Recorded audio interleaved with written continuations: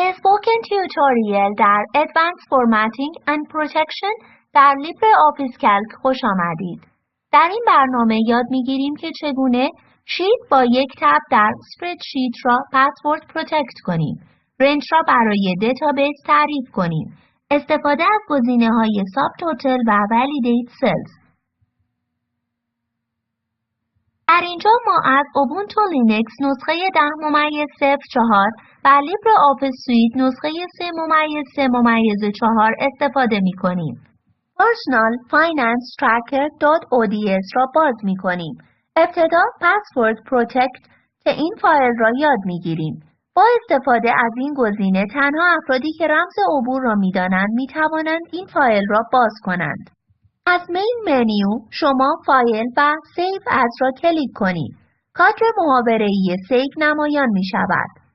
سپس کادر سیو ویت پسورد را تایید کنید. سپس سیو را کلیک کنید. چون ما گزینه سیو از را استفاده کرده ایم می توانیم این را به عنوان فایل متفاوت و یا اینکه همان فایل را جایگزین کنیم. در اینجا ما فایل را جایگزین می کنیم. یس را کلیک کنید، سپس پسورد را وارد کنید. در کانفرم باکس دوباره رمز عبور را وارد کنید و اوکی را کلیک کنید. سپس Personal Finance Tracker.ods را ببندید. حالا دوباره این فایل را باز می کنیم و می بینیم چه اتفاقی افتاده است. کادر محاوره‌ای Enter Password نمایان می شود. رمز عبور را اشتباه وارد می کنیم، اوکی را کلیک کنید. ما پیام اشتباه که می گوید این رمز عبور غلط است را می بینیم. حالا رمز عبور درست را وارد کنید. فایل باز می شود. چگونه گزینه پسورد را حذف کنیم؟ ساده می باشد.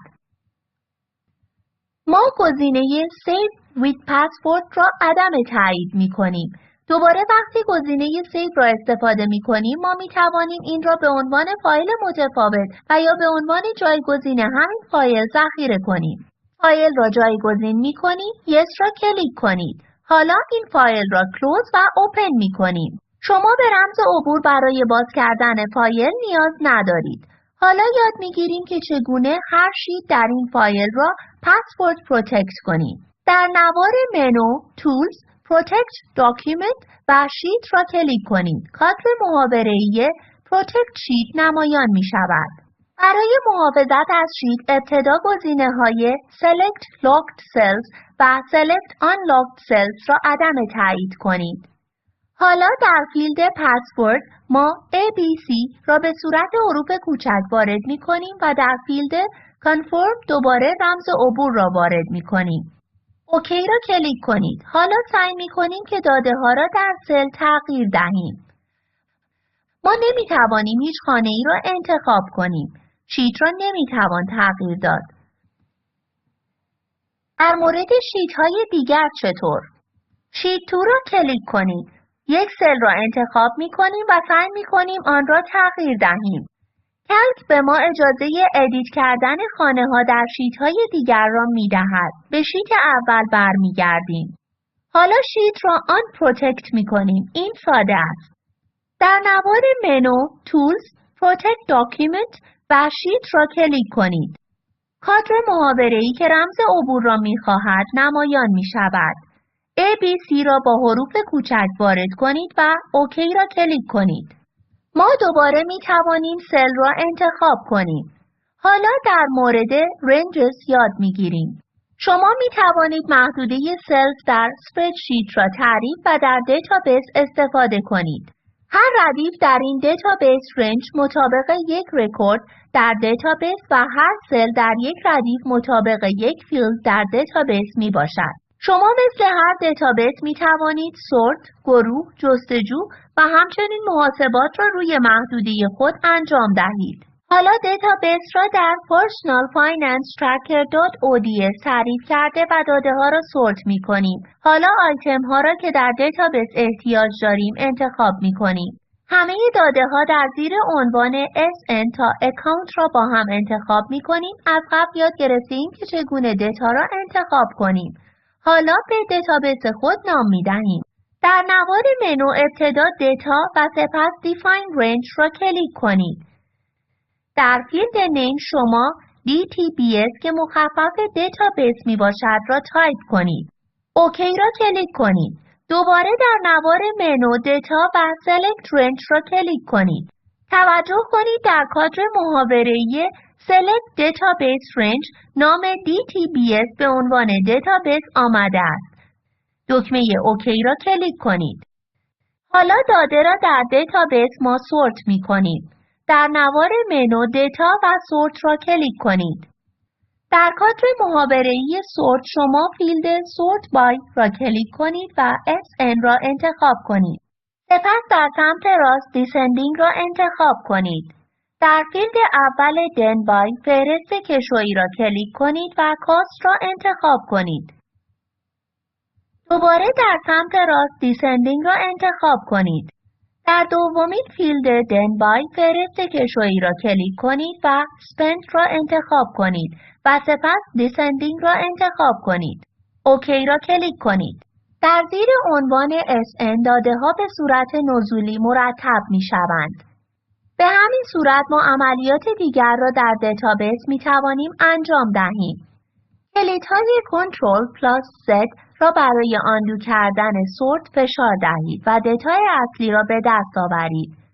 حالا یاد می‌گیریم چگونه گزینه ساب توتال را در کلک استفاده کنیم. گزینه ساب توتال کل داده ها زیر عنوانهای مختلف را با استفاده از عملیات ریاضی محاسبه کنید. مقدار کل داده ها در زیر عنوان کاست را پیدا کنید. ابتدا ورودی در ردیف شماره 8 را حذف کنید. کل داده ها زیر SN تا اکانت را با هم انتخاب کنید. سپس در نوار منو دیتا و ساب توتال را انتخاب کنید. در کادر محاوره‌ای ساب توتال در فیلد گروپ بای ما SN را انتخاب می کنیم. این داده ها را طبق سیریل نمبر گروه بندی می کند. سپس در فیلد Calculate Subtotals for گزینه کاست را کلیک کنید. این مقدار کل ورودی ها را محاسبه می کند. زیر فیلد Use Function Sum را انتخاب کنید و سپس اوکی را کلیک کنید. توجه کنید که Grand Total ورودی ها زیر عنوان کاست در سپردشیت نمایش داده می شود. در سمت چپ شیت 3 تب جدید 1، 2 و 3 می باشد. این تب ها 3 زاویه متفاوت از داده ها را نشان می دهد. تب 1 را کلیک می کنیم. توجه کنید که فقط مجموع کل داده ها در زیر کاست نمایش داده می شود. تب 2 را کلیک کنید. داده ها در زیر کاست همچنین مجموع کل نمایش داده می شود. حالا تب 3 را کلیک کنید. ما جزئیات کل شیت با گرند توتال داده ها زیر کاست را به دست می آوریم. این فایل را می بندیم. کادر محاوره‌ای با پیام سیو یا دیسکارد چنجز نمایان می شود. دیسکارد را کلیک کنید. حالا فایل را دوباره باز می کنید. حالا در مورد گزینه ولیدیتی در LibreOffice-Calc یاد می گیریم. گزینه ولیدیتی داده ها در سپردشیت را تصدیق می کند. این با مشخص کردن Validation Rules برای خانه های انتخاب شده در سپردشیت انجام می شود. مثلا در personalfinancetracker.ods ما می توانیم روش پرداخت هزینه برای آیتم های خریده شده را با استفاده از ولیدیشن مشخص کنیم. حالا عنوان دیت و محتوای آن را حذف می کنیم. حالا یک عنوان دیگر برای Mode of Payment مثل MOP بعد از عنوان Received می دهیم. زیر عنوان MOP خانه ها را می توان برای نشان دادن روش های پرداخت هزینه برای ورودی داده ها در زیر عنوان آیتمز استفاده کرد. این Salary, Electricity Bills و بقیه اجزا می باشد. حالا خانه خالی درست در زیر عنوان MOP را کلیک می کنیم. این روش پرداخت هزینه برای قسمت Salary می باشد. حالا در نوار منو دیتا و ولیدیتی را کلیک می کنیم. کادر محاوره‌ای ولیدیتی نمایان می شود. تب کرایتریا را کلیک می کنیم. در فهرست کشویی الو شما لیست را کلیک کنید. کادر entries پاپ آپ می کند. حالا گزینه هایی که برای ولیدیت کردن خانه های انتخاب شده نمایان می شوند را وارد می کنیم. اولین روش پرداخت هزینه را این کش تایپ می کنیم و سپس کلید انتر از صفحه کلید را فشار دهید. دومین روش پرداخت هزینه را دیماند درافت تایپ می کنیم. اوکی را کلیک کنید. خانه های انتخاب شده ولیدیت هستند. حالا فلش رو به پایین که در کنار نمایان شده است را فشار دهید. آیا شما می توانید گزینه هایی را که ما به عنوان مود آف پیمنت در کادر انتریز وارد کرده ایم را ببینید؟ برای ولیدیت کردن خانه های پایینی ابتدا گزینه فرمت پینت براش در نوار منو را کلیک کنید. سپس خانه ها در زیر خانه های ولیدیت شده را با فشار دادن دکمه چپ ماوس و کشیدن در امتداد خانه ها انتخاب کنید. دکمه ماوس را رها کنید. همه خانه های انتخاب شده به همین روش ولیدیت شدند.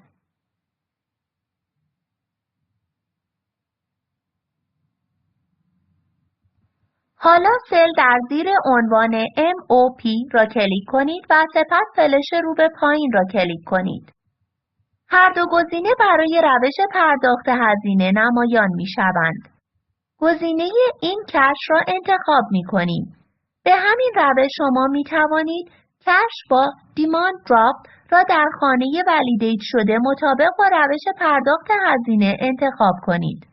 این ما را به پایان اسپوکن تیوتوریال در لیبر آفیس کلک می آورد. به طور خلاصه یاد گرفتیم که چگونه اسپردشیت را پسورد پروتکت کنیم.